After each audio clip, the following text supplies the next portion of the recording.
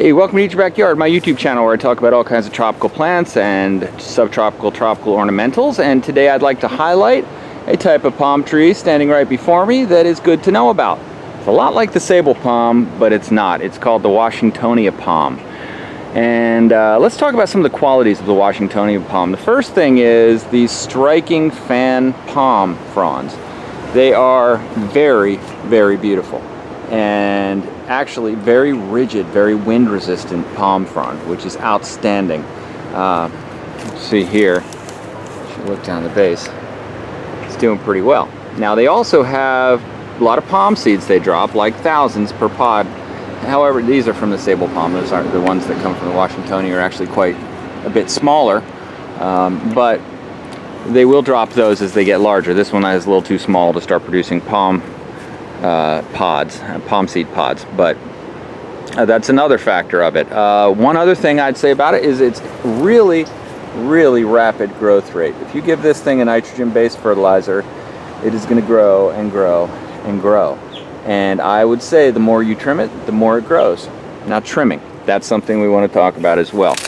The trimming needs on this are substantial, and the reason I say that is they come with a consequence. If you can see this, and you know what I'm talking about, the thorns on this are like a shark's mouth. And I've paid the price on ones I've had in my yard before, so I can speak from experience. When that runs against you, you're probably going to the hospital. Or you're going to have pieces of it stuck in your skin until your body pushes them out. It's just one of these things that you know, you have a plant that's going to need constant trimming, and you're dealing with that. You know, there always has to be some con, right? That's the con. The pros are it's fast grower, it's beautiful. The pros are it can open you up, and you're going to have to deal with this thing quite a bit.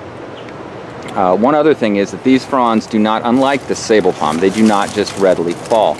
They're very rigid. As a matter of fact, you can see these have been trimmed, you know, very, I think, poor job of trimming it, but, you know, where they leave a big stump with all the thorns on it. You should trim it just tight to the base so that you don't see any of the stuff and peel off the dead stuff at the bottom. But nonetheless, you can see that the one that wasn't trimmed, I'm going to be careful I don't cut my finger while I even touch it.